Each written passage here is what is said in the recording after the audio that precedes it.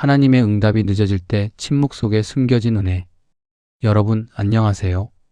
오늘 이 시간 아마도 많은 분들이 지금 이 순간에도 경험하고 계실 이야기를 나누려 합니다.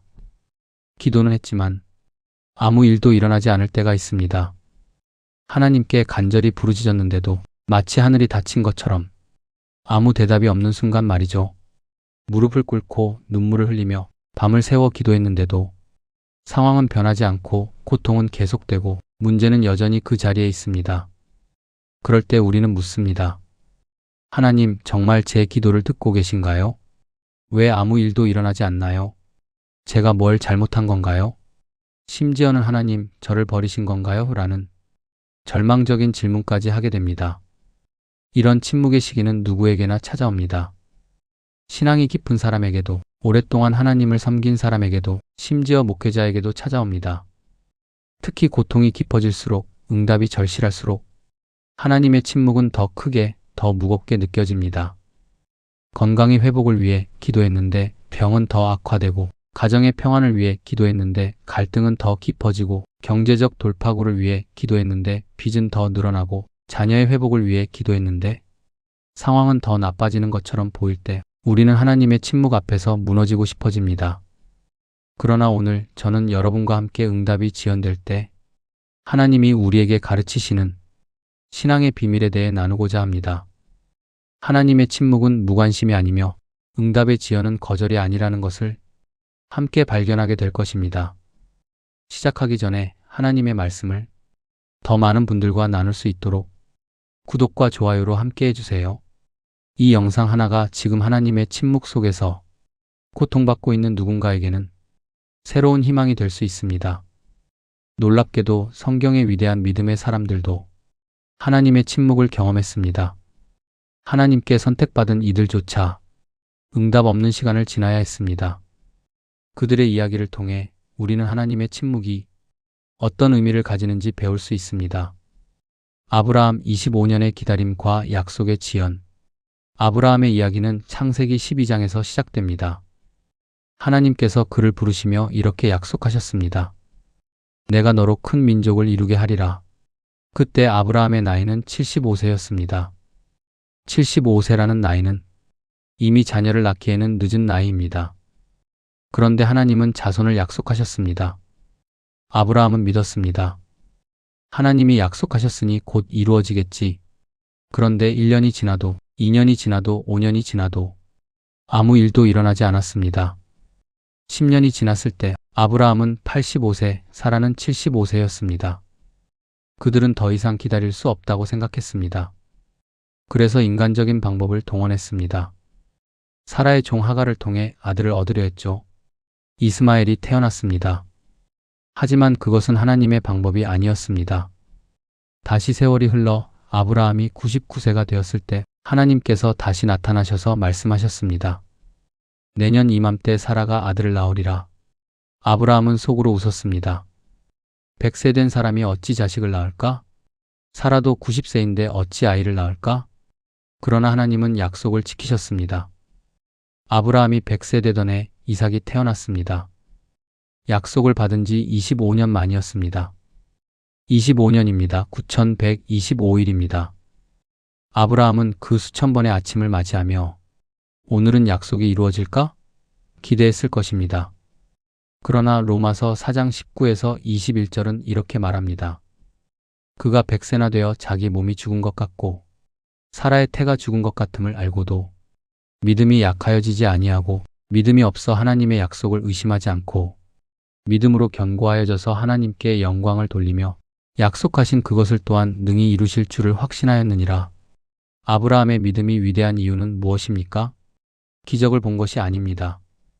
응답이 없을 때도, 가능성이 사라진 것처럼 보일 때도 끝까지 하나님을 신뢰했기 때문입니다. 하나님은 지연을 통해 믿음을 연단하셨던 것입니다. 응답의 지연은 약속의 부재가 아니라 믿음의 성장 과정이었습니다. 하나님은 아브라함에게 자녀만 주신 것이 아니라 25년 동안 흔들리지 않는 믿음을 만들어 주셨습니다. 요셉은 17세의 형들의 시기로 종으로 팔려갔습니다. 그는 하나님께서 자신에게 보여주신 꿈을 믿고 있었습니다. 언젠가 내가 높아지고 가족이 내 앞에 절하게 될 것이다. 그런데 현실은 정반대였습니다. 그는 애굽의 보디발의 집에서 종이 되었습니다. 하지만 요셉은 좌절하지 않았습니다. 성실하게 일했고 하나님께서 그와 함께 하셨습니다. 보디발의 집이 축복을 받았고 요셉은 집안의 모든 것을 관리하는 청지기가 되었습니다. 그런데 억울한 일이 생겼습니다. 보디발의 아내가 요셉을 유혹했고 요셉이 거절하자 거짓으로 고발했습니다. 요셉은 감옥에 갇혔습니다. 아무 잘못도 없이 오히려 선한 일을 했는데 감옥에 갇힌 것입니다. 감옥에서 요셉은 또다시 성실하게 살았습니다. 하나님께서 그와 함께 하셔서 간수장의 신임을 얻었고 감옥의 모든 일을 맡게 되었습니다. 창세기 50장 20절에서 요셉은 형들에게 이렇게 말합니다. 당신들은 나를 해하려 하였으나 하나님은 그것을 선으로 바꾸사 오늘과 같이 많은 백성의 생명을 구원하게 하시려 하셨나니 하나님의 침묵 속에서도 하나님은 일하고 계셨습니다. 그곳에서 요셉은 바로의 신하 2명을 만났고 그들의 꿈을 해석해 주었습니다. 술 맡은 관원장에게 요셉은 이렇게 부탁했습니다. 당신이 바로에게 돌아가거든 저를 기억해 주십시오. 저는 억울하게 여기 갇혔습니다. 그런데 술 맡은 관원장은 요셉을 잊어버렸습니다. 창세기 40장 23절은 이렇게 기록합니다. 술 맡은 관원장이 요셉을 기억하지 못하고 잊었더라. 그렇게 다시 2년이 흘렀습니다. 요셉이 종으로 팔린 지 13년이 되는 해, 그가 30세가 되었을 때 마침내 하나님의 때가 왔습니다.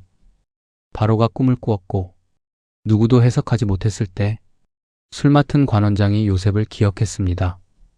요셉은 바로의 꿈을 해석했고 그날로 애굽의 총리가 되었습니다. 하루아침에 감옥에서 궁전으로, 죄수에서 총리로 승격된 것입니다. 그런데 여기서 중요한 것은 하나님이 요셉을 13년 동안 준비시키고 계셨다는 것입니다.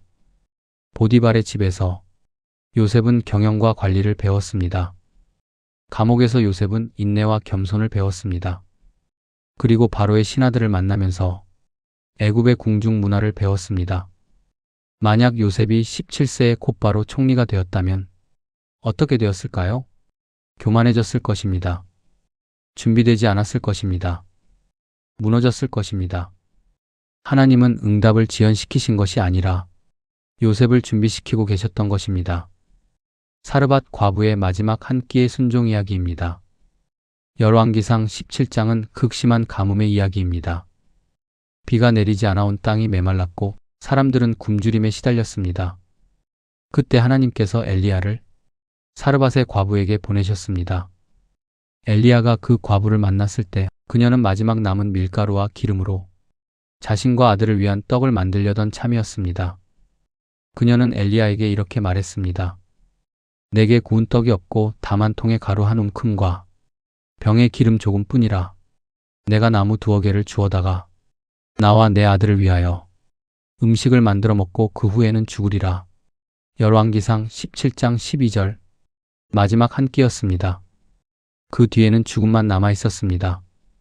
그런데 엘리야는 놀라운 요청을 합니다. 먼저 나를 위해 작은 떡 하나를 만들어 내게 가져오고 그 후에 너와 내 아들을 위하여 만들라. 이것은 인간적으로 불가능한 요청이었습니다. 마지막 남은 것을 다른 사람에게 먼저 주라는 것입니까? 그런데 과부는 순종했습니다. 그리고 기적이 일어났습니다. 여호와께서 엘리야를 통하여 하신 말씀같이 통의 가루가 떨어지지 아니하고 병에 기름이 없어지지 아니하니라. 열왕기상 17장 16절. 가뭄이 끝날 때까지 그 집의 밀가루와 기름은 끊이지 않았습니다. 사르밧 과부에게 하나님의 응답은 순종 뒤에 왔습니다. 만약 그녀가 아니요, 이것은 제 마지막입니다. 엘리야 선생님, 미안하지만 드릴 수 없습니다. 라고 했다면 어떻게 되었을까요? 기적은 일어나지 않았을 것입니다. 하나님은 종종 끝난 것처럼 보이는 순간을 통해 믿음을 시험하십니다. 그리고 그 마지막 순간에 순종하는 자에게 기적을 허락하십니다. 마르다와 마리아 너무 늦은 것 같을 때 요한복음 11장은 우리에게 매우 중요한 진리를 가르쳐 줍니다. 나사로가 병들었을 때 그의 누이들인 마르다와 마리아는 예수님께 사람을 보내 급히 알렸습니다. 주여, 보시옵소서, 사랑하시는 자가 병들었나이다. 그들은 확신했습니다. 예수님이 곧 오실 것이다. 예수님이 오시면 나사로가 나을 것이다. 그런데 예수님은 오시지 않았습니다. 나사로의 병이 위중해져도 예수님은 계신 곳에 이틀을 더 머무셨습니다. 나사로는 죽었습니다. 마르다와 마리아는 울었습니다. 예수님이 계셨더라면, 예수님이 좀 더 빨리 오셨더라면, 나사로가 죽은 지 나흘이 지나서야 예수님이 도착하셨습니다. 나흘이면 유대 문화에서는 완전히 죽었다고 여겨지는 시간입니다. 육체가 이미 부패하기 시작하는 시간입니다. 마르다가 예수님께 달려가 말했습니다. 주께서 여기 계셨더라면 내 오라버니가 죽지 아니하였겠나이다. 요한복음 11장 21절. 이 말 속에는 원망과 아픔이 담겨 있습니다. 예수님, 왜 이렇게 늦으셨습니까? 예수님이라면 충분히 살릴 수 있으셨는데 왜 오시지 않으셨습니까? 그런데 예수님은 이렇게 대답하셨습니다. 나는 부활이요 생명이니 나를 믿는 자는 죽어도 살겠고 무릇 살아서 나를 믿는 자는 영원히 죽지 아니하리니 이것을 내가 믿느냐? 요한복음 11장 25에서 26절. 그리고 예수님은 나사로의 무덤으로 가셔서 큰 소리로 외치셨습니다. 나사로야, 나오라. 죽은 지 나흘이 된 나사로가 수족을 배로 동인 채로 걸어 나왔습니다. 왜 예수님은 일부러 늦게 오셨을까요? 나사로가 병들었을 때 즉시 오셔서 병을 고치실 수도 있으셨는데 왜 죽을 때까지 기다리셨을까요? 요한복음 11장 4절에 답이 있습니다. 이 병은 죽을 병이 아니라 하나님의 영광을 위함이요 하나님의 아들이 이로 말미암아 영광을 받게 하려 함이라. 예수님은 병을 고치는 것보다 더 큰 기적을 보여주시려 하셨습니다. 죽은 자를 살리는 부활의 권능을 나타내시려 하셨습니다.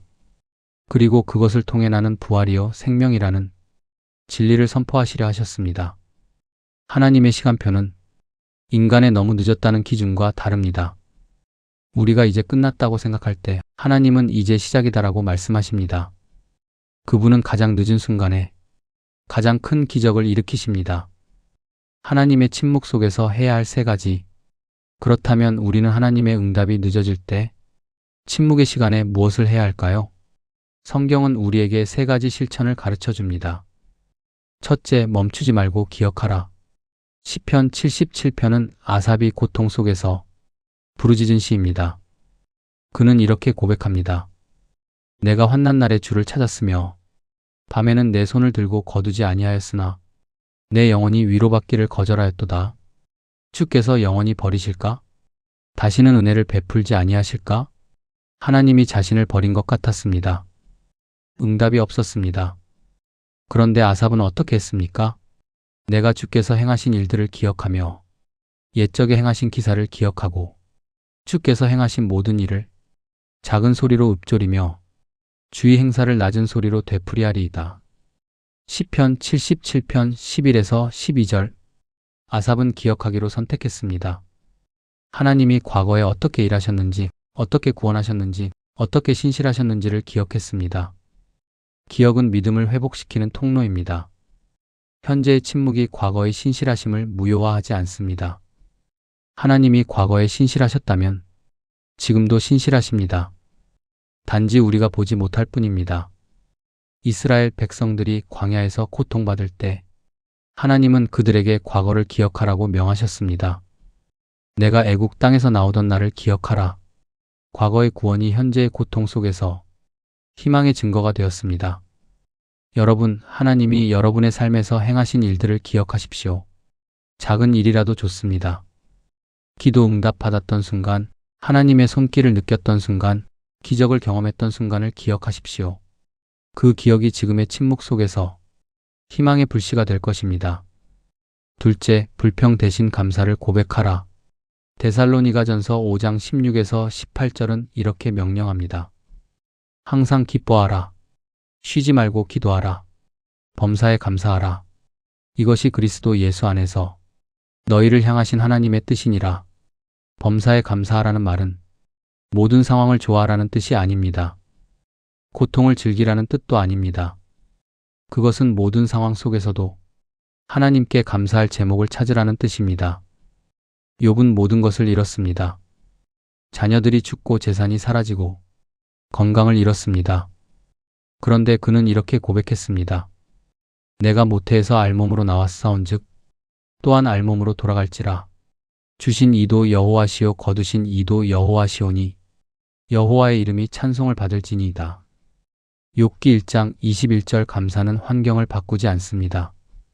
하지만 감사는 마음의 방향을 바꿉니다. 불평은 우리를 어둠 속에 가두지만 감사는 우리를 빛으로 인도합니다. 응답이 없어도 감사합니다를 말해보세요. 하나님, 아직 응답을 보지 못했지만 당신이 나를 사랑하시는 것을 감사합니다. 아직 길이 보이지 않지만 당신이 나와 함께 하시는 것을 감사합니다. 아직 기적을 경험하지 못했지만 당신이 살아계신 것을 감사합니다.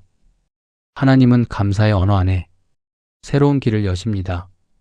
셋째, 기다림 중에도 순종을 멈추지 말라. 야고보서 2장 17절은 이렇게 말합니다. 이와 같이 행함이 없는 믿음은 그 자체가 죽은 것이라. 요셉은 감옥에서도 성실하게 일했습니다. 한나는 아이가 없을 때도 성전에서 예배를 멈추지 않았습니다. 사르밧 과부는 마지막 남은 것을 하나님의 사람에게 드렸습니다. 응답이 보이지 않을 때 우리는 순종을 멈추고 싶어집니다. 하나님이 응답하시면 그때 순종하겠습니다라고 생각합니다. 하지만 성경은 정반대를 가르칩니다. 순종이 먼저이고 응답은 그 뒤에 옵니다. 지금 할 수 있는 순종을 하십시오. 하나님의 말씀대로 살아가십시오. 작은 일에 성실하십시오. 이웃을 사랑하십시오. 헌금하십시오. 봉사하십시오. 용서하십시오. 응답은 기다리는 자가 아니라 순종하는 자에게 임합니다. 사랑하는 여러분, 하나님이 아무 말씀하지 않으실 때가 있습니다. 기도해도 응답이 없고 아무리 기다려도 조용한 시간만 흐를 때가 있습니다. 마치 하늘이 닫힌 것 같고 나 혼자만 남겨진 것 같은 그 순간, 그 침묵은 결코 하나님의 부재가 아닙니다. 오히려 하나님이 가장 가까이 계신 시간입니다. 아이를 품에 안은 어머니가 아무 말 없이 아이를 바라볼 때 그 눈빛 하나의 사랑이 다 담겨 있듯이 하나님의 침묵에도 사랑이 있습니다. 그분은 우리를 외면하신 것이 아니라 믿음이 자라나도록 기다리시는 것입니다. 우리의 믿음은 응답이 있을 때보다 응답이 없을 때 더 깊어집니다. 우리의 믿음도 그 길을 따라가야 합니다. 그러니 사랑하는 여러분, 지금 하나님의 음성이 들리지 않아도 기억하십시오. 그분은 여전히 선하십니다. 감사하십시오. 그분은 여전히 일하고 계십니다. 순종하십시오. 그분은 결국 약속을 이루십니다. 하나님은 당신의 침묵 속에서도 말씀하고 계십니다. 바람의 속삭임으로, 시간의 흐름 속으로, 당신의 눈물과 기다림 속에서 하나님은 여전히 내가 너를 사랑한다고 말씀하십니다. 때로는 믿음이란 들리지 않는 음성 속에서도 붙잡는 손입니다. 보이지 않아도 신뢰하고 느껴지지 않아도 감사하며 멈춰선 자리에서도 순종하는 그 한 걸음이 하나님 마음을 가장 깊이 감동시킵니다. 오늘도 조용한 밤하늘 아래 하나님은 당신의 믿음을 보고 계십니다. 내가 너를 잊지 않았다. 아직 끝나지 않았다. 그분의 침묵 속에는 사랑의 약속이 숨겨져 있습니다. 그러니 두려워하지 마십시오. 하나님은 지금도 여전히 당신 곁에 계십니다.